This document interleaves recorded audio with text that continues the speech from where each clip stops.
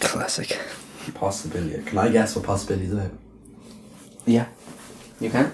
Okay. Possibilia. It's about Possibilia is about a post-apocalyptic wasteland. Perfect.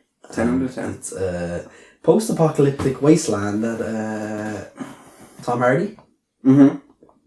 Of course. 10 minutes or 2 minutes? How long is this short film? It is an infinite amount of minutes. Okay, so Possibilia. Oh shit! Possibilia. No, it's about 2 minutes. It is, as far as I'm aware, the first ever. Wait, explain it. What is it? Go. Well, I am explaining. I'm just saying. Fucker. Just it is the first ever interactive short film, or a film of any kind, and that does not mean like 360 or like click onto a different video to pick which ending you want. It's like a video game. You pick your path. It is absolutely incredible. Okay, so it's the idea is that it's about a breakup, and it starts with this couple sitting at a table, and the guy's like to the girl, he's like, hey, what's a pretty girl like you doing here? And then she just gets up and walks away, and he's like, where are you going? Where are you going? And she walks over to the door, and she's like, I'm leaving. And he's like, what? And she's like, I'm leaving. I have to go now. And then he's like, don't go. And then as soon as he says that, the screen just splits into two, and the screen is like split in half now, and they're having the exact same conversation on either screen, except one of them they're back at the table. And he has his hand on her arm as if he stopped her from leaving, and the other one's at the doorway, and they're having the exact same conversation, and you have to pick which screen you want to watch. So you pick the doorway one, and you start watching the doorway one, and you can click back to the kitchen one, and they're having the exact same conversation in different places. And then what happens is she walks out of the doorway, and she goes out into the garden, and the screen splits in four. And there's one where they're out in the garden, there's one where they're in the kitchen, there's one where they're at the doorway, and then there's another one where she walked into like the laundry room. And so what happens is you start watching this breakup and all the different scenarios it could have ever played out in. And it's incredible, because like in the doorway one, you can see them in the background out in the garden. The same two people are out there just talking. I get you. It is absolutely amazing. So it's like the first ever interactive film, and you pick which way you want to watch this thing break up. But like in the one where they go to the garden, then it splits again, and she goes out to her car, and then there's another version where she's at the garden. How many times have you watched this, Ben?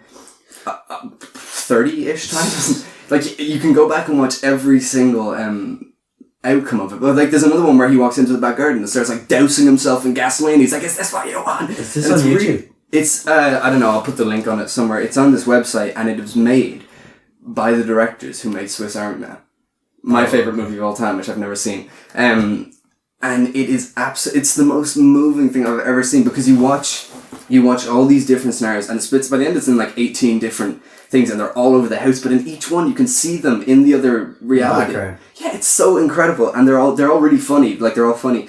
And then I won't say what happens in the ending, because the ending is absolutely beautiful, and I wish I could talk about it, but I would rather you just go experience it.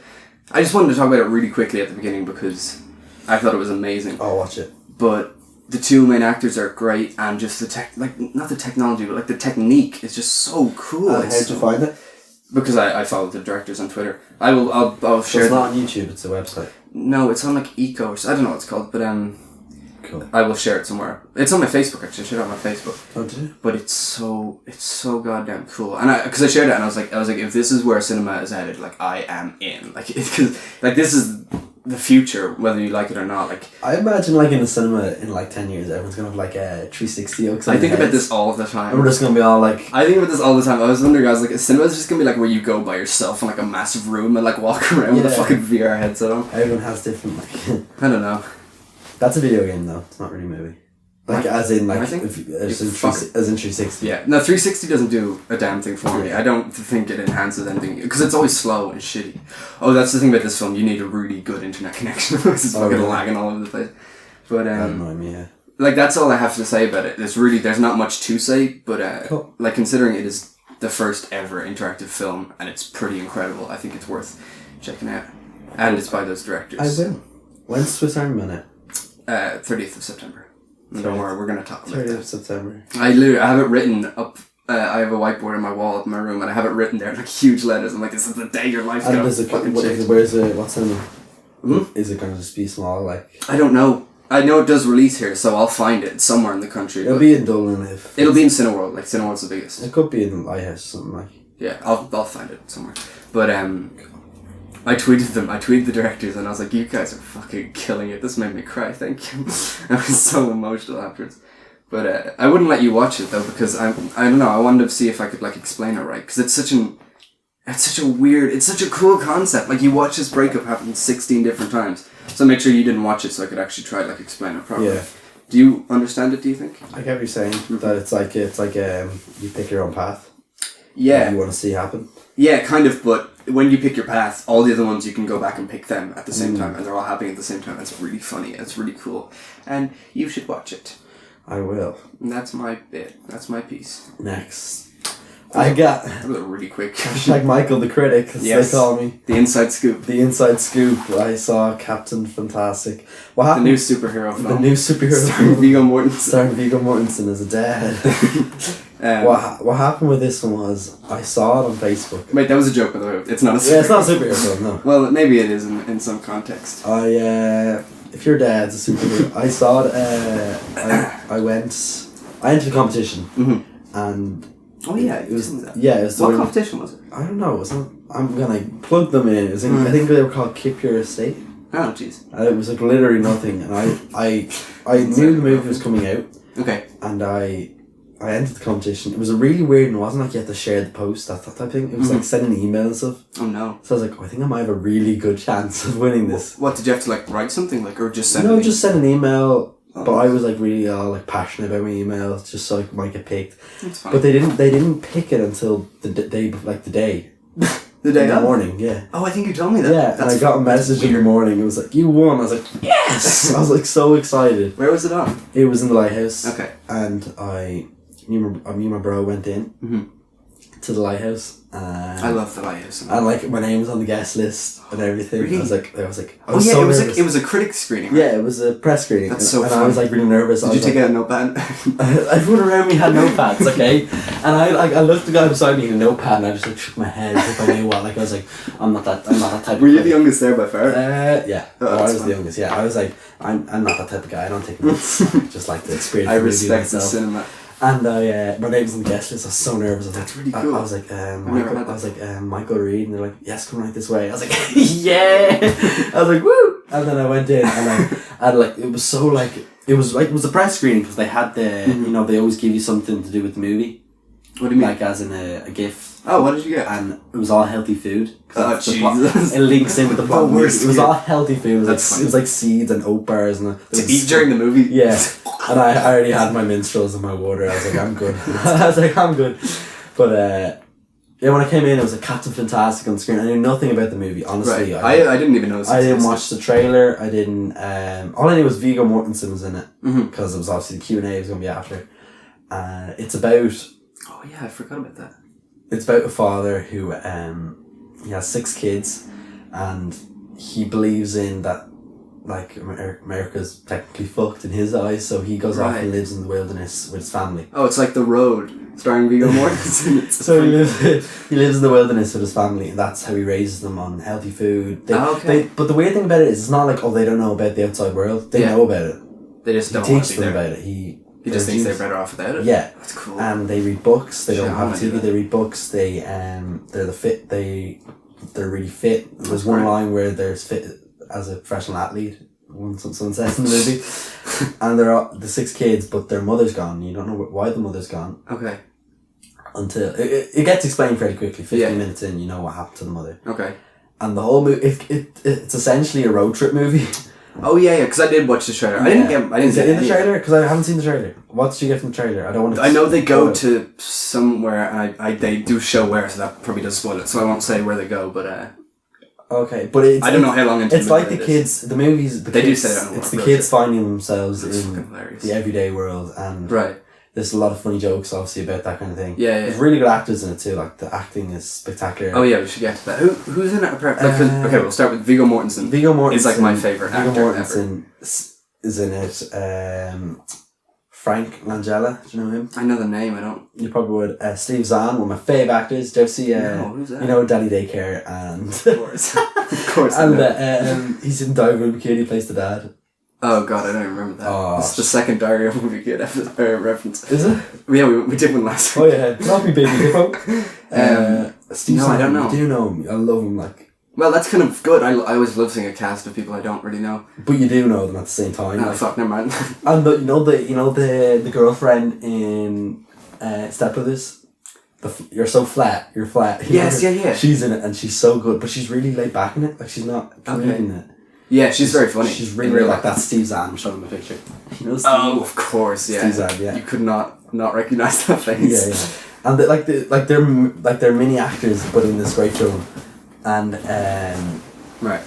I ended up absolutely loving it because I've never went into a movie like literally knowing nothing and been so excited for it even though I didn't know nothing. Yeah, I was saying that to a buddy of ours the other day about The Lobster.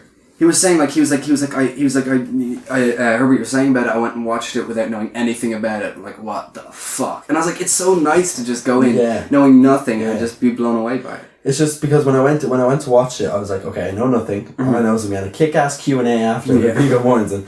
It was in the back of my mind. I nearly... Wait, is he in the theatre while you're watching it? No. I don't know how this works. No. He's not watching it with you. When the movie started and he came up on the screen, I was like, Captain Fantastic, besides his name, I wanted to cheer. Because I thought everyone was going like, woo! Because it's Viggo! All the critics just woo! And everyone was like taking their nose marking down fucking loser in their notebooks. Loser beside me, wanker. I absolutely loved it because it was amazing. Everything, the kids, the acting from the kids. Like I struggle to see good kid actors, and these kids were literally like perfect. I was thinking about that the other day. I was like, why are all the kid actors becoming better than the adults? When we're talking about Stranger Things. Oh, Stranger Things, yeah. The kids are perfect. There's 6 of them.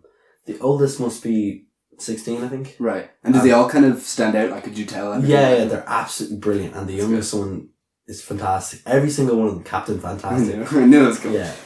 It's so good. And even just, I get a little bit on the nose when it comes to like, there's kind of shots of overweight people. Right. Kids like, why are they healthy eating? Yeah, why are they whales and stuff? Why do they look real fat and stuff? It's a little bit on the nose, but I kind of went with it. I think a lot of people didn't like the ending, and I get where the ending was coming from. It's always with the endings with these. Yeah, I know. And the thing about the ending was, it probably could have ended about 10 minutes earlier. Okay. But it's kind of like another Viggo Mortensen movie. It's like Return of the King, where Return of the King has about 6,000 endings, okay? Yeah. But I don't dislike each one. I like each one. You get me? It's just there's too much of them. So it's like Captain Fantastic's quite the same, where I liked each one, but you liked each one, but it could have cut them out. Yeah, but I liked each one, so that doesn't mean I disliked the ending. Yeah. So that's fair.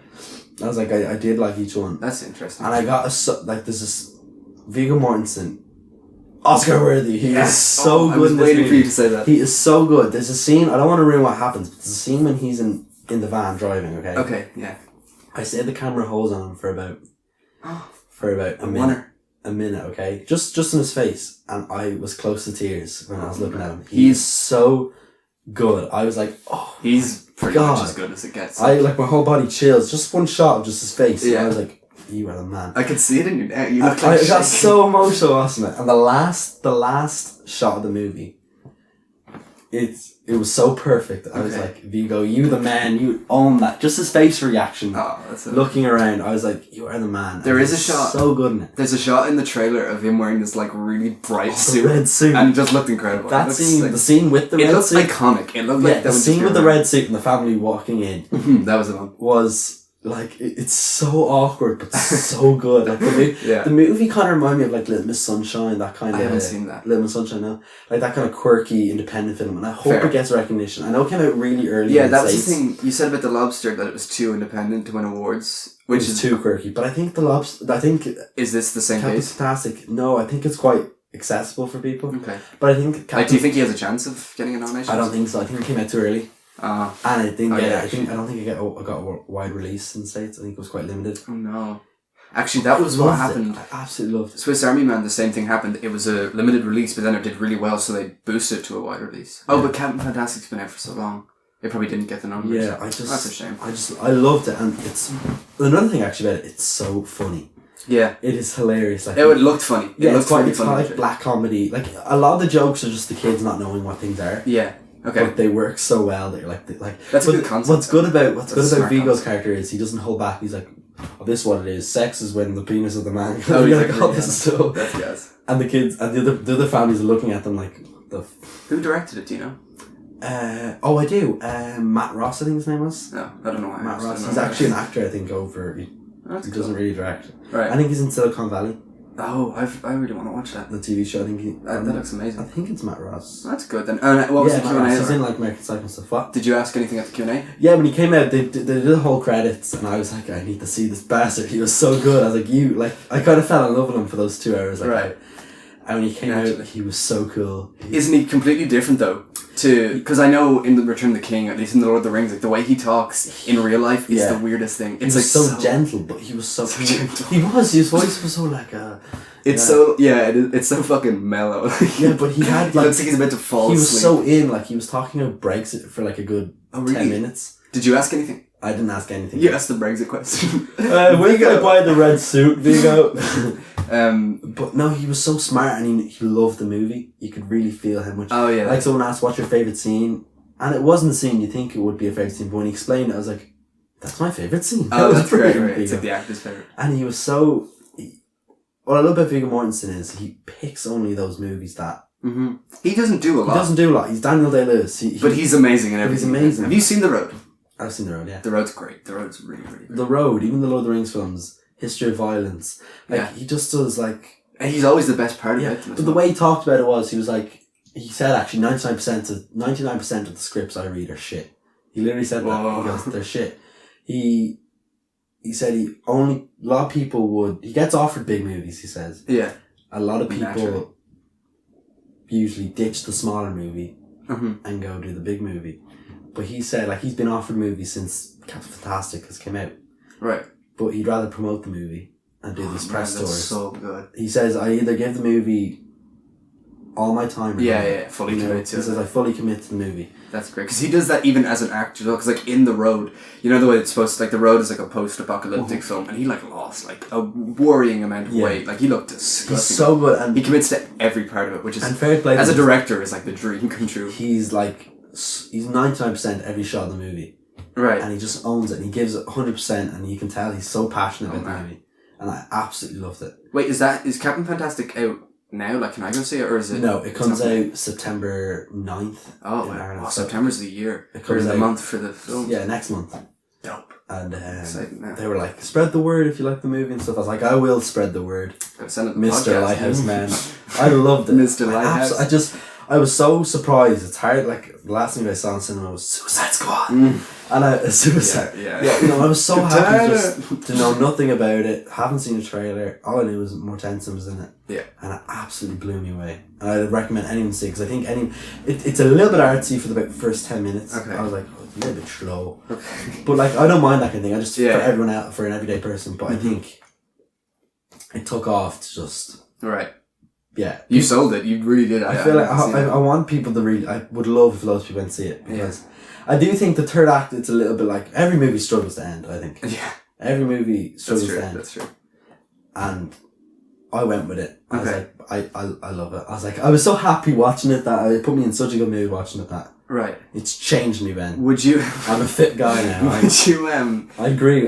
But what's good about it is it's not like what he's doing is absolutely right. Do you know what I mean? Uh-huh. What he's doing with the kids. It's literally like, it's Captain America Civil War. It's like, I don't know if I'm with Iron Man. I don't know if I'm with Captain America. It's like, am I with Vigo or am I with... Right. With this is just what he believes. The family members, the cousins that are like, you're absolutely insane. The kids don't have a life. Uh-huh. But you're kind of with them then for about 10 minutes. Like, Vigo actually is insane. So like it's complete contrast. Really cool. It's really like, it's not like we're up for him. I don't even know how to do that. He's flawed. Yeah. He's arrogant. He's rude. But then he's so nice. He's charming. He's sweet. He loves his kids. You're like, God, what a great character. Yeah, you're like, sounds it was such a good movie. Wow. I don't know if, I don't know if in my head that it was because I got to a press screening and I was at a Q&A. Yeah. It's probably the same thing with like the midnight release we were talking about. Yeah. Could be the reason I loved the movie. But then I was going back through it, I was like, no. Yeah. It helped, I'm sure. Everything, you know? It helped. Yeah. But... Do you recommend people watching the trailer? Because I haven't seen the trailer. Okay. I presume it gives away that the plot of the mother. Because it happened so early. Maybe I don't actually remember. I don't remember the trailer. It's not big. It's not like the plot. I can actually say it now. It's not as if like. I don't know. We might as well leave it. It's not as if if I knew going in, it wouldn't have ruined the movie. They give it away 10 minutes. Like if you're already like listening to this and you're like, oh shit, I kind of want to see that. Then just do it. Don't watch the trailer. Yeah, like it gives like a good idea of like the whole wilderness thing is I think, quite original. I don't know if it's... I thought the premise, even just when it started, like, that's a really good premise. Yeah, I haven't heard that. Of a movie. I don't think. I thought it was a really good premise that he did take his kids out, and so that's where they've lived their whole lives there. But the thing is, they're smarter than every other kid. Right. Because they read books and they... That is actually And there's a really good...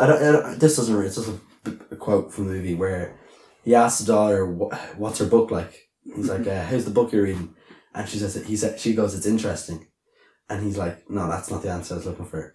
And she's like, it's fascinating. He's like, no. And he goes and she explains the book, what's happening. And you're like, Jesus, I'm never going to say interesting ever again. Like the way she explained it, then you're like, oh, I get where she's coming from. And he's like, that's my girl when she finished it. And that's like, cool. You're the man, Bigo. Like instead of saying interesting, you should just explain what she found interesting. Exactly. It was interesting. Explain to me why it was interesting. Yeah. And I was like, brilliant. There's some really good dialogue into it. And even him at the end of the Q&A, I wanted to stand up when he came out. I was really impressed by him. Was it him and the director? The director wasn't there. I thought the director might have been there. It's just him? Just him. I presume the director is obviously doing something else now. Yeah, so. That's very weird. I don't think I've ever heard of it. He said he was in Denmark. Well, he's from Denmark. He said he was in Denmark the day before. Maybe he was promoting as well. Maybe they all spread out. And he said he loved the lighthouse. He saw maybe there last year and stuff. Like he was kind of nerve wracking. Well, maybe not for Viggo Mortensen because he's like an alien, but like just going to like promote a movie by yourself. That would freak you out. Yeah, I think it was a sold out crowd. It was packed. It was jammers getting in. That's cool. And the lighthouse is such a nice film as well. There was no. I don't know. I presume this is what happens. There was no ads. It just literally was like, enjoy the movie, guys. And it started. I was like, oh yeah. I love movies. Like, that's great. I really want people to go see it. I presume it'll be on Lighthouse for the whole month. I want to see more films on the Lighthouse. It's just such a nice. I think the last thing I saw was Bridge of Spies last year in the Lighthouse, and it was just such a nice little cozy theatre. I love small theatres. The IFI. I saw some. I don't think I've ever been to. I'll go to the IFI. Where's that? I love the IFI so much. I loved it so much that I saw 2 movies in one day there.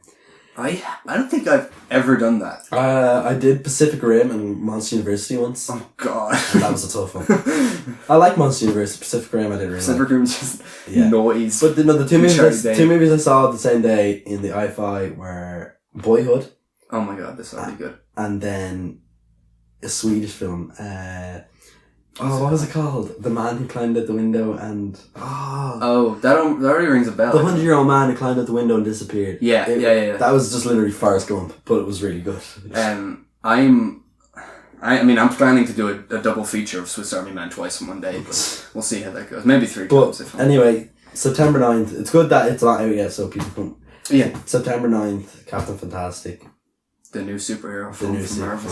Viggo Mortensen is the man. Okay, so speaking of moving on from a film that made you feel good inside to a film that probably made you feel bad inside. You didn't watch it, no? No. So you're talking about Green Room. Perfect. Green Room. I hope his next movie is called like Yellow something. Oh, he's done Blue Room. Yeah. And then he's done Green Room. That sounds like you said Blue Room. It's Blue Room. I want Blue Room. Blue Room. I haven't seen Green Room, but I heard plot. Vaguely. Wait, let me say really quickly because I'm going to probably talk like this on every podcast as well. Green Room is made by the company A24, who made The Lobster and who made Swiss Army Man. So if you have any interest in seeing all these nice indie films, go to A24's Facebook page, find out what films they make, and go watch all. You can go on their Wikipedia. Like if you go on anything, find the filmography. Yeah, it's incredible. They make they did Ex Machina, even Room, The Most Violent Year, Room. Yeah, it's incredible stuff. Green Room. I was really excited to watch because I heard so many great things about it. And I heard amazing. It was a little bit like I heard it was like best of the year stuff. It was quite sad seeing your man Anton. Yeah. And I was a bit like, kind of took Anton Yelchin. Yeah, it took me a bit at the start. I was like, do you know the plot of the movie? Yes. The plot is like it's a band. Mm-hmm. They're a very heavy metal rock band. Oh yeah. And they're on the road just trying to find pubs, get a bit of money. Mm-hmm. One of their this guy recommends gets them a job at a bar, and they go into the bar, and it turns out to be a skinhead bar, neo-Nazis. Oh yeah. I remember it's a neo-Nazi bar, and who is the leader of those neo-Nazis? Patrick Stewart. What the fuck? Professor X himself. Isn't that the weirdest? Yeah, but he's bald, so he was ready. He was like, so he was ready to go. Bald bad guy. He was halfway My there. part. Me. And then. So it took me a while to get into it. I was like, oh, okay, where's this going? I didn't really know the plot. I was like, okay, where's this going? And then the green room. They leave the green room after the movie, after they sing their set piece, whatever, and then they're leaving, and one of the girls forgets her phone, and Anton's character runs in to get the phone, and he goes to get the phone, and there's two men and a woman dead on the floor. Oh my god. And then everyone freaks out, like, the user aren't meant to see that, and they lock the whole band in the green room. Oh But god. the band nick the gun from the bodyguard, and they have 5 bullets in the gun, and they're on the other side of the door, and Patrick Stewart's on this side of the door, and the whole movie is, they know, Patrick Stewart's like, oh no, we won't kill you, we'll let you out, but you know well that he's talking shit, he's just going to kill them once they open the door. But they can't come in because he's 5 bullets and their bodyguards on the floor are also still alive, so they don't want to kill their bodyguard, they don't want to... Right. Wow. Yeah. So the whole movie is each side trying to one up on each other. That's brilliant. I love outsmart each other. I will say that I love a film that takes place in generally one location because I'm pretty sure it's really. But what's great about this movie, it doesn't waste any time. It's literally an hour and a half. I think it's only an hour and 20 minutes or something. I love that. And it doesn't waste any time. It literally picks. It doesn't drag. It's like every moment counts. Yeah, every moment counts. It makes worth of everything it has. Mm-hmm. But it's like. It's weird because I did get with it, but then I was kind of like, it's a little bit of a... Like, I do like, there's some bits where they'd leave the green room or whatever, just whatever. Yeah. Dead end, they have to go back. Oh, like they're going through like fence and shit or something. Just like dead end, they have to go back. Yeah. It didn't work out. And I really liked that. I was kind of like, it's not all perfect, cool. you know, they didn't get out. And so it's a thriller, right? Or is it a horror? There's no real jump scare. Oh, there is some jump scares. Okay. It's a kind of a thriller. I'd say, yeah. I'd say thriller. I am very intrigued by it. I'd say thriller. I think... Because Anton Yelchin is amazing. He's very good in it. He is amazing, just in general. I really, really like that. It's not, as in fact, they're very different. Captain Fantastic, I think I'd probably preferred Captain Fantastic. Right, they're just so hard to compare. Yeah, Green Room was, I think, I've heard what other people have said that didn't like the movie, that it got kind of just, it's like in any everyday thriller with a bit of art into it. Okay. Do you get me? It was just if it didn't have that artsy feel to it, would have been the movie it was. Right, it kind of reminds me of like Panic Room or something like that. Yeah, kind of like Panic Room. Shit, that's actually a good comparison. Yeah. Or like, or even just last year's You're Next. Was that last year? Yeah, it was, could be 2 years ago, that kind of thing. That was a great film. What something else, like, to get in that kind of slasher kind of, it feels like, there's a lot of gore. I like those, I liked Your Next. There's a lot of gore into it. I liked Your Next, yeah. There's a lot of gore in it, but it's good gore where it's like, oh! Right. Like, I goosebumps. The tension in the movie, the suspense is literally. I watched it late at night on my own, about 12:30. Right. And you watched it at home. Oh yeah, the suspense in the film made me feel like I actually. It's like sickening, isn't it? I felt sick to watch it. I heard that. I felt sick watching it because some I'm of very intrigued the gore. The gore was. It wasn't like gore for the sake of gore. Okay. So it wasn't gore. Yeah, it wasn't. It wasn't. It hurt you when you watched it. Like, whoa. It was like watching Alien, where it's like, oh, right. You know, or The Thing or something. Yeah, when Patrick Stewart pops out of that guy's chest. But like, it's really like, oh, I don't like that. Yeah. It made me feel quite ill, actually. Okay. God, you're really good at selling these films. I want to watch both of these now. But I did really enjoy it. It has a lot of black comedy humour where you're like, oh, you know. Okay. That probably comes from Patrick Stewart's character. Yeah. The thing about Patrick Stewart was, is he good in the film? I don't know if they fully sold him. I feel like he should have one scene. I can't believe that they even thought that it was okay to ask Patrick Stewart to do that. He plays a neo-Nazi in a bar. And I can't believe that he said yes. I don't know if... I do like... When it started out, I didn't know where it was going until when the phone thing happened. I was like, oh, this is cool. That's good. That's always good. And then... That's not spoiling it. I don't think it's saying that's the plot, because it's on IMDb. No, I would have known that myself. I think anyone knows. Like, even on the poster, you can kind of... That's like 20 minutes into it. There's still an error. Even from the title, you kind of get the idea. Yeah, they're in the green room and they're stuck. Yeah. But I think there's 6 in the room or something. Right. And there's some real Saving Private Ryan. You know the knife scene where your man bites your man's fingers off. Oh wow! There's a lot. I was wondering where you were going with that. It's like the D-Day scene. You know that scene where it's like shh, and your man's sticking the knife into... it's like... What's the actor's name? I forget his name. Adam Goldberg. I don't know. David Copperfield. David Copperfield. And it is like, what's the word? It's like you're holding your breath the whole time. Like, yeah. And then the other guys at the stairs with the gun. You're like, oh, come on, man, shoot. Yeah. There's a lot of that where you're like, oh, where people just falling on the floor, biting each other's fingers, whatever, that kind of thing. Okay. And I was like, God, Jesus, get him. It sounds like you're into it though, like you're kind of... I was really into the film, I have to say. I think it's weird. I like that it didn't have twists for the sake of twists. A lot of horror films feel like, I need a twist. This movie. Exactly. I was thinking about that the other day. This movie needs a twist. And you can feel that in horror films. You can feel that they're setting up for a twist, and it's just worthless. But this one didn't have that. It was like, this isn't worthless. This was his vision. And there's a scene with a dog at the end of the movie. Oh no! Okay? No. There's a scene with a dog. Or bites a guy's finger. Made this movie a little bit more special than I thought it was. I was like, wow. It's kind of. I was like, it's really, really good. But there's about a 20-second scene with a dog, and I was like, that gave feeling to the whole movie. I was like, that whole movie. Whoa. I don't know if you'll get it when you watch it. Okay. But for me, when I was watching it, I don't know if anyone else did, but when I watched it, I was like, that scene with that dog. I was like, that's weird. Wow, that really got to me when I was watching it. I was like, whoa. Well, it was like emotional? Like I got a bit like, oh shit, you know, I was like, everyone has a bit of Okay. emotion, even a fucking dog, you know.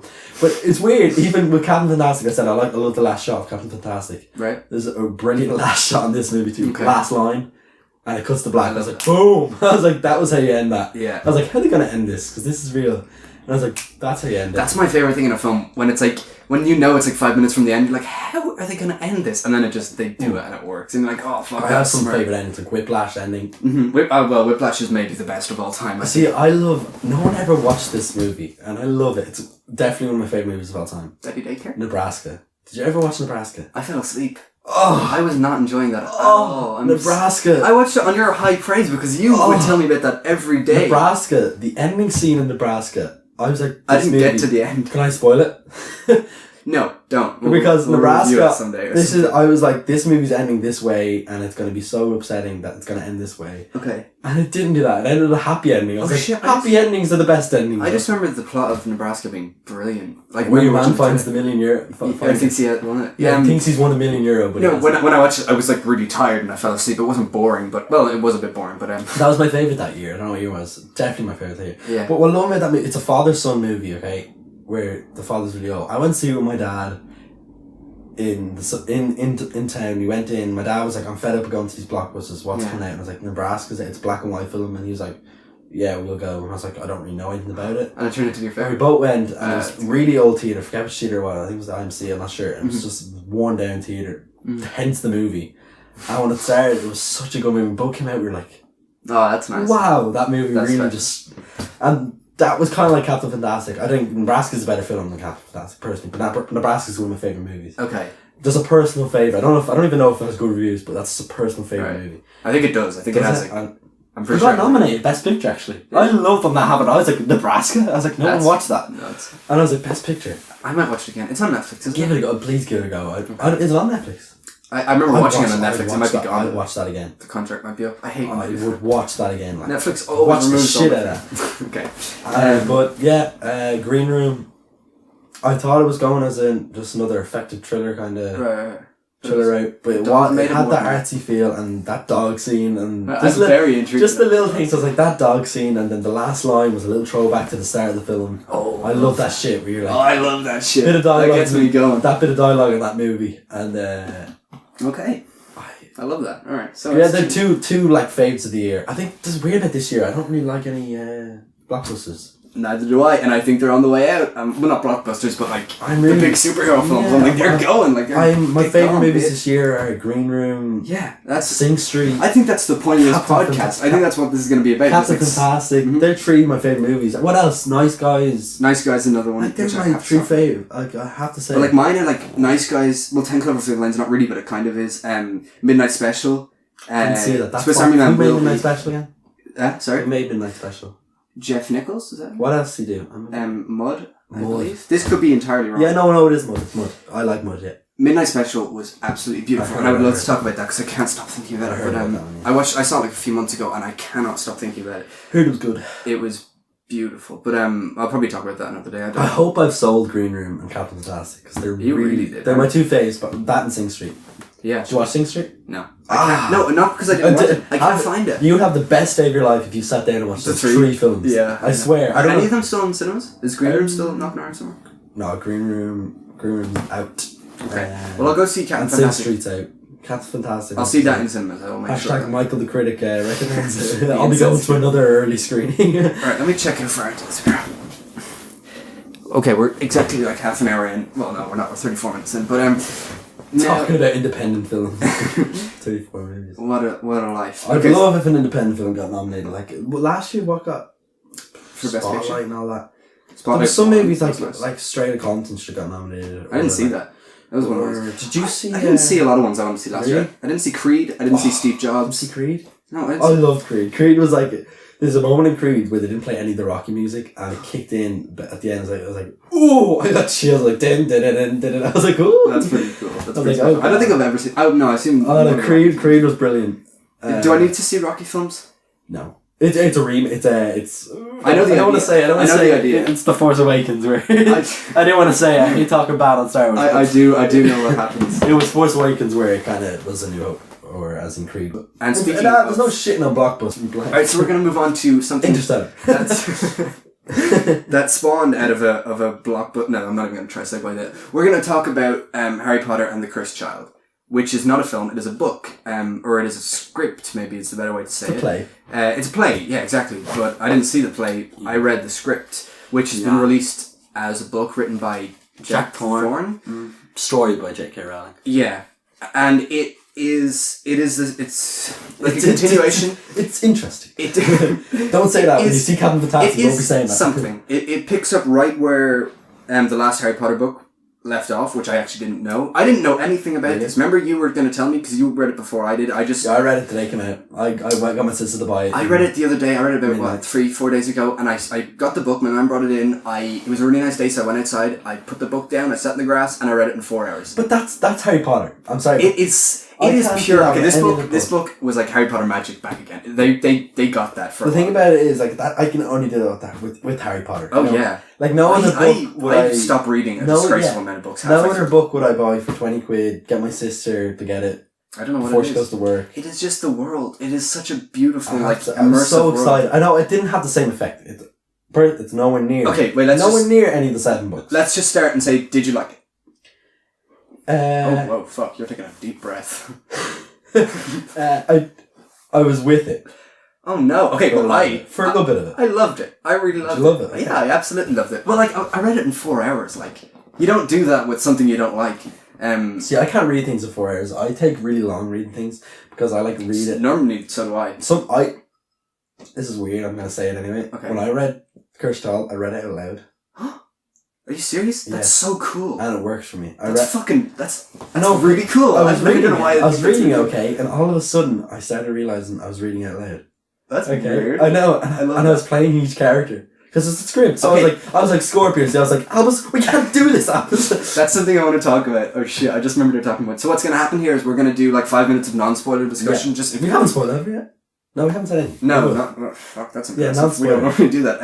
Last week we kept spoiling everything. Yeah, it's like Stranger Things. It's like, this is a spoiler. The bands. So we're going to try to do 5 minutes of non-spoilers. If you want to read it, we might convince you. Yeah. And if you've already read it, then stick around, because we're going to talk about some really funny things. Specifically one that I think you know. A pumpkin pasty. Okay, I loved it, and I wanted to ask something, because when you were reading this, did you know what the cast of the play looked like? Yeah, I saw the photos. Were you picturing them, or were you picturing like? No, I pictured Danny Radcliffe and Emma Watson. Danny, Rupert. Yeah, exactly. Rupert, my boy, my baby boy. I realized. Can I just say? Yeah. I was so happy about this. I'd only realized after Vigo left. I was like, I've literally met the cast of Star Wars. I've seen Danny Radcliffe and now Vigo, and I was like, you've met them all. I haven't met anyone. Game of Thrones. I've never met fucking anyone. Have I? It made me quite emotional. I was like, I've kind of seen a lot of my heroes. Like, I haven't. Anyway, that's going on. I just thought of it when I was there. When he came out, I was like, oh my god. So, I had something really interesting. I didn't know what any of the cast looked like of the play, which I was happy about because I could picture the. No, I was the original cast. Yeah, but there was an interesting thing that I found, and I think this is because J.K. didn't write it, is that I could not. For parts of it, I couldn't picture those characters saying some of the things they said. Specifically, Ron. Ron, I had big trouble believing that was Ron in his book. Yeah. He was comic relief for the whole thing. Yeah. With jokes that didn't. And it was kind of charming at some point. The jokes could have worked, I say, as a play. I say, no doubt. Yeah, there was a lot of stuff. I'm talking about the play. I'm talking about the book. Yes. Yeah, we have to talk about it now. The play, I say, is spectacular. I say this. Okay, there is a couple of things written in the book, like stage directions, No way that are literal fucking magic. Like, No that way. work? Like, there's No a way part it where they could run through platform 9 3/4. What? Like, there's a bit. how are you gonna do that? There's a bit where two wands hit each other. Yeah. Like, is that just You know for that the book? effect? You know that effect when Voldemort and Harry are like... Yeah. The I Like don't know what the Expelliarmus, spell's called. yeah. Where Yeah. it all explodes. They do that in the book. I was like, But like, no. and this isn't no spoiling way. things. Like, you don't. This No way is, of could course, they do it. happens. But like, I don't know how that happens. So I like. pictured the original cast. Well, I would say to anyone that, obviously it's non-spoiler, do not read the cast list. What do you? Oh yeah. It Big spoils a lot of reveals. Don't read Yeah, the so cast that's the thing. There's a thing I love about Harry Potter, and Just it's don't read it. Harry Potter has like the most amazing and magical twists and turns, and this had those. Like, whether or not it captured everything about Harry Potter, the twists and turns in this, every one of them got me. See, it's weird. Yeah, like, I love the twists and turns of Harry Potter. Make sure The stories of Harry Potter are just incredible. That's why I love Prisoner of Azkaban. Because Prisoner of Azkaban is really interesting because it's the only one that's not about Voldemort. It's not about anything. It's just about his But uncle. the best thing about his godfather. Sorry. because any story can work because the characters are there, and that's what I always say. Like, characters are key. Yeah. But See, for me, that's stories why are- Goblet of Fire. I love that. I love the movie. I love all the movies. I love all Goblet the of Fire books. might be my favorite. Yeah, but the thing about Goblet of Fire was, for me, they kept out a lot of the subplot story of Mad-Eye Moody and the potion. Oh yeah. And Barty Crouch. In the films, you mean? Yeah, I felt like they left a lot of... It was like, oh, now we know who's using your potion. Well, Snape. no, in the film, remember all the stuff with Dobby's girlfriend? In the film? No, in the book, excuse me. Remember her? Yeah. That was a great story. Like the... Oh, how they broke, Dobby's in every book. how they broke Dobby's in every Barty Crouch Jr. out of Azkaban. Yeah. So they do have to There's cut a lot... stuff out. I know. The Triwizard Tournament, it's that book. And that's the film. Wait, where do you stand on the films? Do you love them? Oh, I love the films. Okay, good. Because like, there's a lot of like hardcore. Like, fans people say they think don't they're like, they dislike Order of Phoenix. A lot of people say that. Are you serious? Yeah, that was like that's one of my, the thing. that was one of my least favorite books, but one of my favorite That films. book was tough. It was so long. It was that. It was so. That was the longest one. But it does have Umbridge. Oh, and my I have to say, oh shit. I'm gonna have to say, fuck. yeah, Fuck. For me though, it is my least favorite Order of Phoenix, even as a film. But it's magic. It's just so good. But it's still, It's your least favorite film. Yeah, probably. Yeah, it has that great moment, you know, when Harry's in Dumbledore's office, just after he had the dream, and Dumbledore's like talking to all the Paytons, and it's like, look at me! That's my favorite. Look at me! Oh god, Dan Radcliffe's the man. No, but the thing for, like, Order of Phoenix for me was, it's my least favourite, but if it was on BBC or RT, I'll watch the whole thing. I'll watch the whole thing. I just did a What's your marathon favourite Harry really Potter? recently. I don't know, it changes every time I watch it. Yeah. It goes between... See, I don't know why. I wish Prisoner of Azkaban was my favourite, because it did so much for that series. Like, it reinvented the entire thing. It made it, like, it changed Hogwarts. It redesigned the whole thing. Like, it put in... I didn't realise this. It made up so many things. Alfonso Cuarón is the reason Harry Potter, where they turned out. It made up so many things. You know that old, like, crooked bridge that they always talk on? That was not in the books. Did you know that? No, yeah, That's amazing. That is so iconic. I've been on that bridge. I went to... Oh, you fucker. I don't go to any of these things. No, God, like, it's literally London. It's literally, like, 600 miles away. Oh, I thought you were talking about the thing in Orlando. no. Oh, You went to that too. If I could get anyone to get away from... any Harry Potter fan, go to London. Don't go to Orlando. Really? Is it better? London is for the fans. Oh, wow. For me. Oh, Orlando's the theme park, like with the roller Orlando's a coasters theme and shit. park for my dad, and my dad's got a lot of shout out to this. Do you get me? Just for everyday person that wants to, this is Harry Potter. Yeah. London... I love my dad too, London, by the way. I just London, want to get that out. London took my breath away. Like, London was a 4-hour tour. Oh, you've told me about this. And how it starts is... It is doing it's magic. Okay.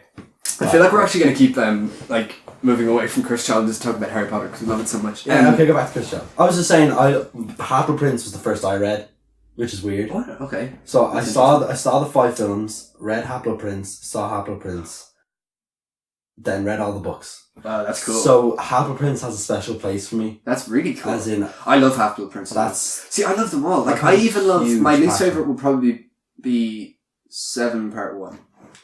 Is that how you say that? No, it's just 7. Sorry. I love the dancing in that movie. That is gorgeous. That's a song. I love the song. Where like that like half an hour where it turns into a really nice indie film. Part 1. I really like it, but like I and I don't even know if I want them to be.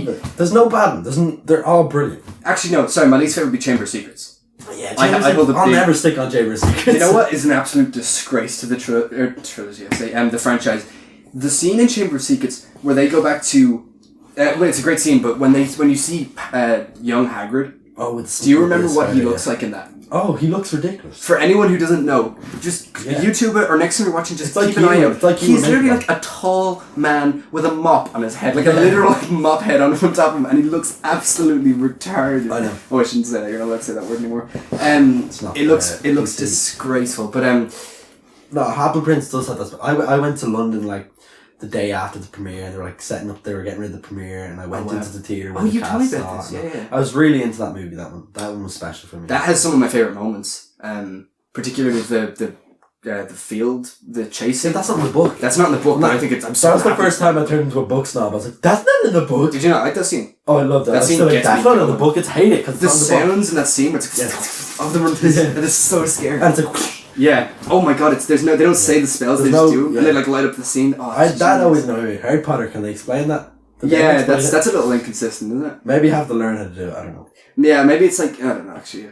Anyway, Chris Child. Maybe that's how they teach it or something. Chris Child. So we were just establishing we love Harry Potter, I love it. and to see these characters back again. And okay, let's move into spoiler territory, shall we? Well, just like the thing, like if you're a Harry Potter fan, you've already read it by now, or if you really care, you've read it, and if you don't care about spoilers, then you can listen to this, but I wouldn't recommend it. I would recommend reading it. It's a really nice read, and it's really fun if you like reading. I think it's a great book. In his opinion. Now, this is objective. You have to read. No, I'm joking. Of course, yeah. Everything I say is in my fucking opinion, Michael. I'm just saying. It's dick. No, I'm joking. It has a lot going for it because it's Harry Potter. Yeah. That's all. But yeah, no, you're right. If you do really care about it, you've read it already. Yeah. And if not, I do recommend it. That's what I'll say. Go spoilers. Okay. Voldemort Day. No. Immediately we must talk about the trolley lady. Trolley Lady is the real MVP of this play. Who plays the trolley lady? What the fuck was that about? I can't picture that on stage, the trolley lady. That was the thing I was thinking. I was like, how... Okay, they're on top of the train. I was like, first of all, how do they climb out the train? Like, those windows are fucking tiny. And I Magic, Ben. Yeah, whatever. But is the idea that she goes down the hall, asks anything from the trolley to every person, and then goes on top of the roof and just waits? Is that what they were saying, or did she come up there to take take them out? Someone had a quote where it was like, the trolley lady's really upset because she's never lost a student on the. No, the funniest. I was actually going to tweet this quote. Was like, she throws a pumpkin past you like a grenade. It explodes.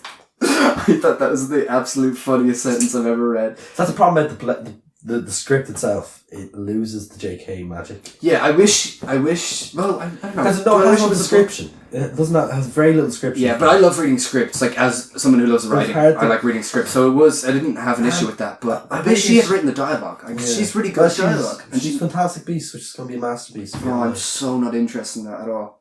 But I love Eddie Redmayne. One thing I was really annoyed about the book was, I feel like I don't want to be shitting on it, but Harry wasn't Harry for me. Oh, what's interesting? He turned into a little dick. Harry's always been a bit of a... He's been a bit moody. He's been a bit moody. That was hormones, I can understand. He always has been, but when he wouldn't... the scene with Albus, where he's like... I was really into that, though. Really Did you not like that? It upset me. I was like, Harry! Why are you saying this? Well, Albus was a little fuckhead. Like, I hated him. I know, I loved the great character. What's bad for him? It was a great character, and I thought it was a really great dynamic between the two of them. I love the idea of him never being able to live up to his dad. Because I always thought the idea was, after the books ended, that everyone just kind of forgot about Harry being famous. Because when he was like, my scar hasn't hurt in 19 years, or whatever that was, at the very end. For me, it just kind of seemed like it was over, and it didn't matter anymore. Like, nobody really looked at him that way anymore. But that was not the case. Everyone still treats him like a celebrity, which is really interesting. So I thought there was a really cool dynamic between his son. Fair enough. Like, I love that they were the main characters, him and Scorpius. That was really cool. Scorpius is brilliant. Scorpius is a great character. It was a nice spin on Malfoy. I like that. Yeah, I love that Malfoy was in it as well. Yeah, and he actually had a bit of something to him. Yeah, he had real character. Malfoy had something to him. I loved his in the last his book. turn at the end when he was like on their side. That was really nice. Yeah. In the Ministry, I believe it was. There was they go back in time 4 times. Oh, this was your big issue with it. That doesn't need to be part 1, part 2. Personally. Oh yeah, wait, that didn't need to be. Wait, okay, is part 1, part 2, are they in the same play?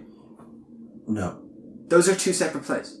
So, part 1, you go see as a matinee, and then part 2, you might see the next day. and not. Oh, but they're all at the same time. It's not like part 1 is the only play that's on at the moment. And part 2 comes Yeah, it's odd. Like, but I think it's real difficult for the actors to. What the fuck? So like they're in that's two so plays. weird. Okay, it did not need to be that. Why? It's not even that long, is it? It would not take that long to put on. Oh, I say it's very fucking long. Yeah. Really? The script's quite big. Well, I read it so fast. Maybe that's. Script's quite big. It's like 400 pages. Something. Script's big. It is, but I wonder if it has the Harry Potter music in play. do they put music in place? I haven't seen it play forever. Background music. Yeah. That'd be weird. Are they allowed to do that? Do they have the license for that? Oh yeah. I'm sure they could get it. I'm sure J.K. Rowling. Did you ever see a Harry Potter musical? No, I don't watch it though. I'll watch it. So just the first song. I heard it's great, but I don't. Hilarious. But okay, so your big issue with it, and this is a lot of people's big issue with it, and I did some research on this because I was also very confused by it, is the time travel. Let me first say that I think the premise is brilliant. I think it's fucking genius. That there's a time turner left, they destroyed them all, and that there's one left, and they try to change something. Yeah. That is great, but I don't think I fully buy it. I did not buy that they could steal that. When they stole it, that seemed a little too easy to me. Compared to... That was part 1, I was like... Compared to Harry Potter 7 part 1, where they have to break into the Ministry to steal the Horcrux, I was like, this is the same stunt, and it's being pulled off so easily. Yeah. I guess it's not under, like, occupation from, like, the evil Ministry. The time travel... The time travel, so that was the thing. It's when I inconsistent. realised that was the plot, I was like... Were you not into it? I had this idea that there was going to be no plot. And it was going to be the Harry Potter family. That's and interesting. a real big dynamic. I don't know, I just kind of what I wanted. I was like, I feel like... I felt like the whole thing was unnecessary. Okay, well... I really liked it. I was really into it. Because the plot, the time turn is the plot, but the actual plot is that Voldemort had sex with Bellatrix Lestrange. Oh, Harry Potter I totally Part forgot 7, that was what they were doing with that. And her name was Delphi, and somehow she's with Cedric's dad. Now, like, it was so convoluted. I love that twist with Delphi being her, his child, but really? I did not like. Really? Yeah. Oh my god. There was a scene in it that I can picture being directed by David Yates in the next Harry Potter. He's the guy who did the last 4, who directed the last 4 films, and I can picture it and it's like classic, like the best moment in Chamber of Secrets when they turn around and it's written on the wall the fucking prophecy. That gave me chills reading that. Oh, it'll definitely be a film. Like, I can't wait for that. I can't fucking wait. They'll wait for the cast to be all old and then make it. Oh man, I can't even imagine it being with the same actors. I don't know if that'll happen, but that would they won't come back. I just kind of like, wait, what? Oh, so you weren't into this. Oh, I'm just like, yeah. There's no point in sugarcoating that. It's phenomenal. Perfect or anything. No, I don't think so. But like, so they're saying that Voldemort. No, but this is the main plot, and if I have a problem with the main plot, that's the biggest problem. That's valid. Like, Voldemort had a baby with Bellatrix Lestrange. Yeah. So what age was Delphi? She must have been 1920. I don't know. I looked up the actress and I couldn't find her. I couldn't find out who she was. So they had sex. Well, Bellatrix dies before that. They both die at the end of Deathly Hallows. So they must have had sex during the 7th film. But we see her during. But we see her. It must have been like during year 2 in the Chamber of Secrets. We see her in Malfoy Manor. Well, maybe it was with Professor Quirrell. Back all the way. I don't know. That was I actually totally. Well, Bellatrix was in Azkaban. Fuck. Okay. Harry Potter nerd to the rescue. I totally forgot that was a plot but that was so tiny. I actually. Oh, it's not tiny. It was such a tiny part. I mean, it was so like. It's not tiny because they go back to Godric's Hollow because it was so like it was like he had sex with Bellatrix and that was that. It really. I was like, no, that's not his character. That's so weird. Imagine there's a scene, there's a flashback of Voldemort having sex with Bellatrix Lestrange, and she's like, ooh, it's just like that was a bit far from me. That killed it for you, did it? That it took me out of it, I'd say. Okay, well. I just like imagine thinking of that. They're like they're in the writing room. They're like, oh, we got it. Imagine Bellatrix said, like I'd like if he said it to me, I'm like, all right. That is take it down. Take it down. Jack Thorne, please. Mr. Thorne. Oh no, that was J.K. Rowling. See story. Yeah. Shame on her. Yeah. J.K. she's mixing with her own stuff. She's doing a George Lucas on it. No, she is not. It's not. Dumbledore's gay. I kind of wish Hermione ended up with Harry. See, my issue with Harry. Don't you dare. Sorry, not my issue. Not my issue, but My thing with J.K. Rowling is like, okay, so my favorite of all these kind of like Star Wars, Harry Potter, Lord of the Rings is Lord of the Rings. I think Lord of the Rings is like... See, mine's Star Wars, Harry Potter. Then Lord of the Rings. Then Lord of the Rings. That's fair. I don't have any I love issue. them all. Like, they're all almost on equal levels. So Lord of the Rings, fair. nothing has ever like affected me. That's when you talk about going to see your films with your dad a lot. My dad showed me Lord of the Rings when I was young, and it was just like magic. Like I will never forget that. And Lord of the Rings is my favorite, but that universe. I didn't get into that it. universe. That didn't bring me. That universe is concrete. There is no flaw in it, unless you want to point at the fucking eagles. But even in the books, the eagles... The eagles are coming! Shut up. Even in the books, the eagles are like... They have their reasons, and they're like... It goes back as like... The books go back to the dawn of time. That's where they begin, and they literally go for it all. But Harry Potter, I feel like people point out plot holes. They tweet J.K. Rowling, and she'll tweet something, and then like the Lad Bible will share it, and they'll be like, breaking news! Like all these like news sources share, and she Tolkien's dead. He has no way of... There's no other way of... And it's nobody can ever fault it, because it is all in his writing. He has solidified every... Well, that's like Star Wars is nothing without Tolkien. Yeah, and Star Wars probably nothing. Star Wars even has a lot of flaws that I don't really give a shit about. But like George Lucas, Star Wars is one big flaw. Yeah. That I love. But it's a beautiful flaw, and it would not be the same without the Imagine flaws. the prequels were good. I can't. It'd be so fucking boring. I love beating up the prequels, and I love even beating up all the stupid shit in the original ones. It's what Star Wars is, and I absolutely it is half the fun. But Lord of the Rings is not that for me. It is just like invest yourself for like as much time as it take in this world. Yeah. But Harry Potter does not have that for me, and I feel like now more than ever, J.K. Rowling has written so many problems into her script that is just weird to me. I don't understand it, why she didn't think about them. Because like the time turner thing is not explained, like that's just wrong, right? Like there's no... Because there's a bit in the very beginning where Hermione looks at it and she goes, this is different to any time turner I've ever seen. And Harry's like, magic has evolved a lot since we were in school. And I was like, that's not enough. That's the plot, baby. But I was like, that's not enough. You can't evolve magic to the point where you can alter how you travel in time. I was like, JK, please. Like I say, if I watch that as a player, I'd be like, yeah. Oh, brilliant. Because the spectacle of it would have like... just would have overwhelmed me. Like yeah, the Godric exactly. Hollow scene. But still, even I love the Godric Hollow scene. I love the Godric Hollow scene. watching himself. I love that. Harry so turns poetic and beautiful. Harry turns into Voldemort. Oh yeah, but Polyjuice Potion takes a couple of weeks to make, doesn't it? Remember Hermione's trying to make it. I seen about that too. And then I was wondering if that was only Harry's because Voldemort and Delphi's like dead. No, you know what it was. I read it a good month ago. They didn't do the Polyjuice Potion thing. Remember they transfigured him in the end. Oh, did they? They all did the spell, which I don't even know. I don't feel like that. That was just like, how are we gonna do it? There's this spell. Oh no. Well, that spell's always been around because that's what McGonagall teaches in school. Oh fuck, I'm getting my nerd on. Yeah. But the thing was, he starts turning back into Harry halfway through. Remember the conversation with Delphi, and he just starts turning back. That was funny. But no, I loved pretty much all the characters. Do you see the cast list? Like, it's really funny. It's like Uncle Vernon plays Dumbledore or something. Oh, I think that's brilliant. I think that's fucking brilliant. I love when cast list things do that. And he plays Voldemort as well. Is that what you said? Someone plays Voldemort. It's really he plays weird. Snape. Snape and Voldemort are the same. I love. Okay, I don't think you like this, but I loved when they went to all the different realities. But like, I like when Professor Umbridge was like, "Oh, Scorpius, what are you doing in the lake?" And he was like, "There was so much Voldemort Day today. We better." I was like, he knows that. He's King Scorpion. Voldemort Day. No, I did. The thing I didn't like with that was for Voldemort and Valor or something. Is that what they said? Remember that was their saying. Voldemort and Valor. That was weird. That just didn't do anything for me. But I liked that world. I liked seeing that. I was just kind of picturing it cool. I was picturing it as a film. Like I was not. I was looking at it as a play. I never pictured anything as a play. But like even in the Godric's Hollow scene, I was picturing that house. You know, that amazingly designed house that they had for the films. Go to the studios. Oh fuck! Seriously, like it's incredible. But like for me, Voldemort Day was like. Was that just so they could see that time turners were bad? Okay, so that was... That's the ending of the movie. That was the whole thing where people were talking about, like, this is J.K. Rowling, like, just doing fan fiction of her own work. But I was like... It did feel like fan fiction. Yeah, but I was like, it doesn't matter. Like, George Lucas, when he did the Star Wars prequels, and nobody liked them, he was not wrong.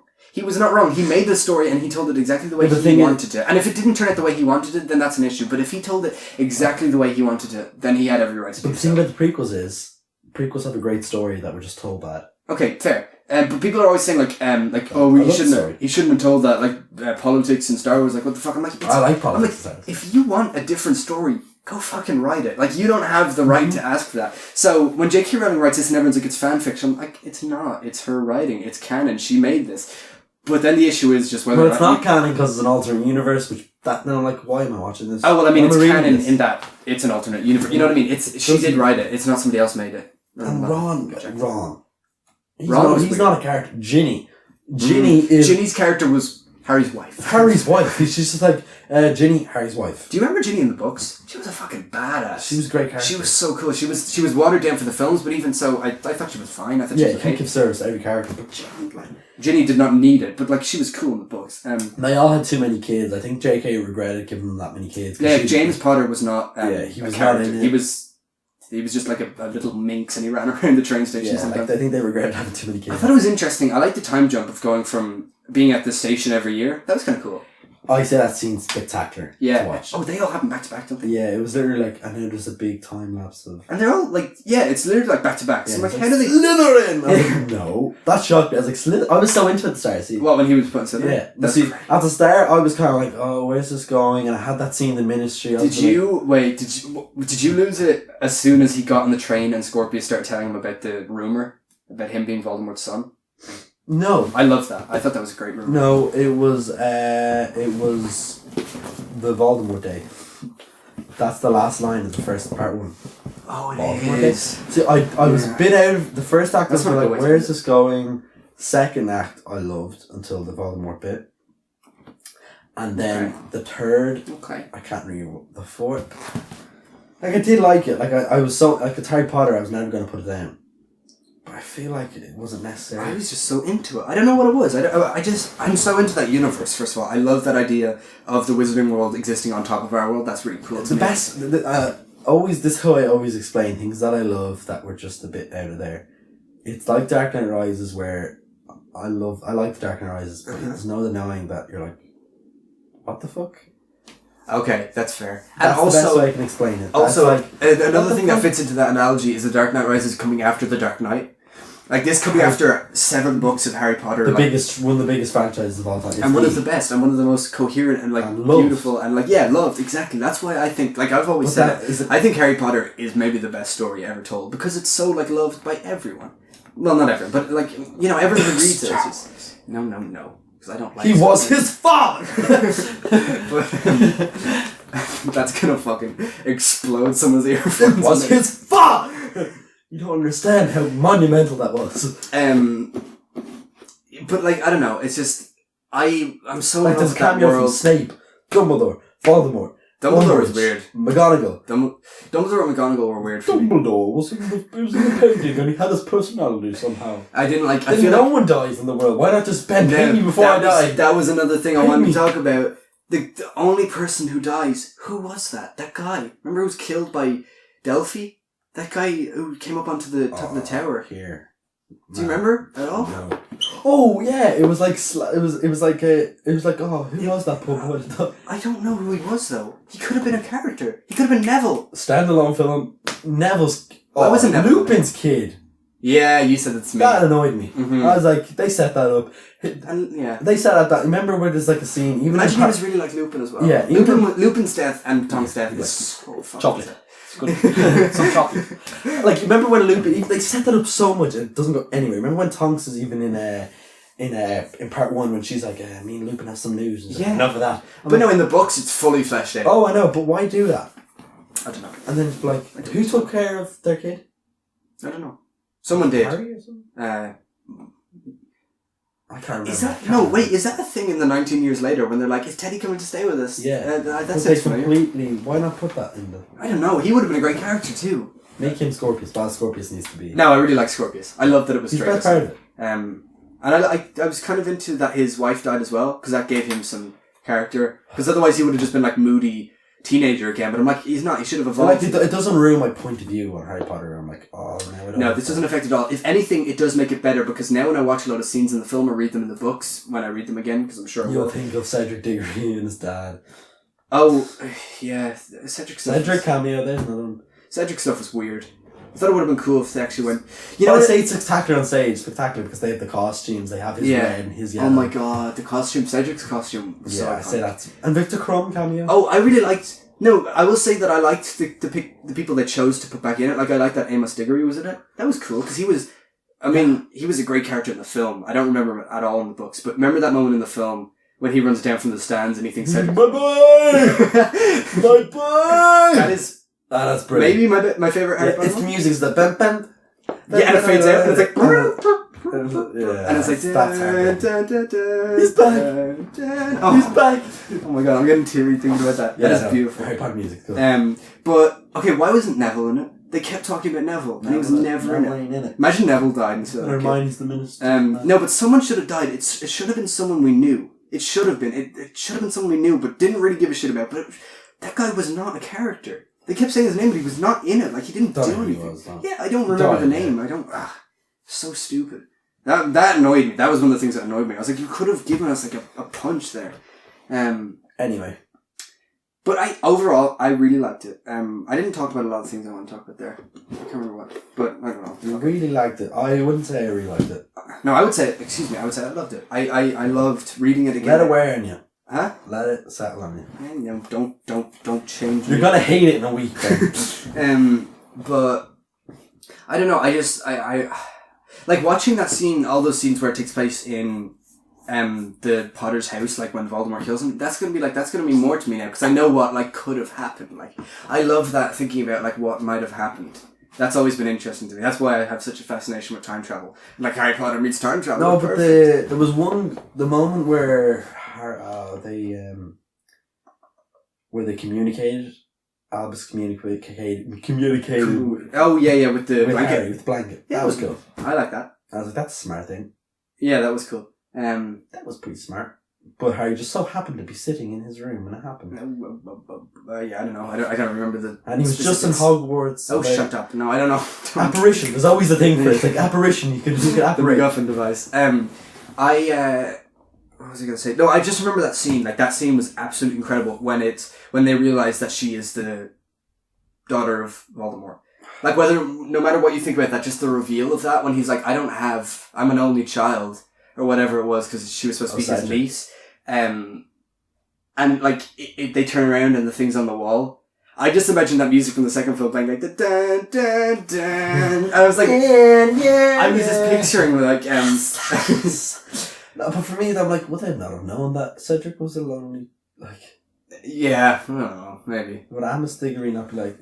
No, because he was supposed to be confounded or whatever the term was. Yeah, that was the thing they said. And that's why... Yeah, they said dumbfounded a lot in the site. Yeah. They say like 4 times. That's the same adjective, like dumbfounded. Yeah, so... But anyway, I don't want to... I come across some shitting on it. There was some parts where I was like, I was into it. It was the plot itself. I did like a lot of character moments. I was like, great. Yeah. Except Ron. So to summarise. Yeah, it's hard to like it because it is it's reading a play. Okay. That's never going to be the most exciting thing. No, I maybe I do wish it was a book.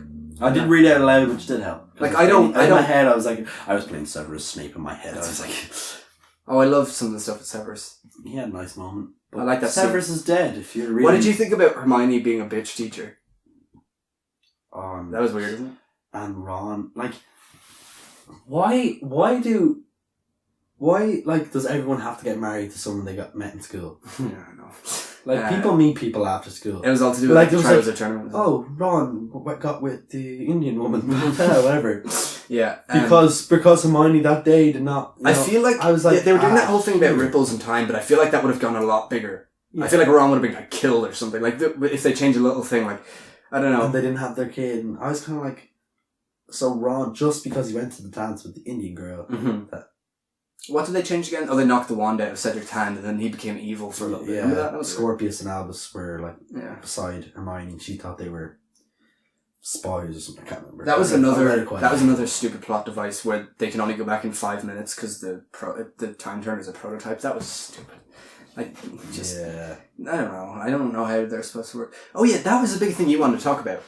Time turners don't work like that. Yeah. I've always... And everyone has said that. I looked that up loved about Prison of Azkaban. That was a genius. That they duplicate themselves. They duplicate themselves. There's no paradox. There's no loose ends. And because the best thing is that they have to do the things that they did the previous turn. So she's like, there's never an explanation as to why they would do that in the first place because there was no first place. It would always happen. Hermione's looking and she's like, "Oh, where's the wolf that called for Lupin?" She's like, "Ow!" Yeah, or when he's standing there and he's like, throws the rock at his head. Like, "Why aren't we leaving?" And then he hits him with the rock. That's brilliant. But this one, they just it's paradox. Anything can happen. You can go back and change anything. I don't know. Yeah, but then I kind of no, that's what happens. It's confusing. Time travel is never not confusing. Yeah. But then it could be like, why did Hermione if she saw her? But Hermione did see herself. I always believe hand on heart. I think she saw herself. You know, and she just let it go. And she let it go because she knew it was going to happen. Because she owns the time turner. Yeah. So she always saw herself. She probably knows because she goes. Doesn't in the film she goes, "Is that?" Or maybe she doesn't. She goes, "Is that?" Yeah. And she's like, "Oh fuck, I can't say that." Yeah, she owns time turner because she needs to go to her classes. Yeah, like that's the kind of nuanced details that you miss when it's a play, when it's like a script for a play. You don't get that. Obviously, actors sell it completely. I said they're brilliant. I said they're my god, I can't even comprehend watching this on a stage. It'd be so beautiful. Watching Harry Potter on a stage is like, oh. But that's my problem with it. What? It was just made to make money for me. Oh really? Yeah. You think? I felt that. I was like, JK. I don't know. I just want it to be a film as soon as possible. I say scrap the other two fucking Fantastic Beasts films. Really? You know there's a trilogy? I didn't know.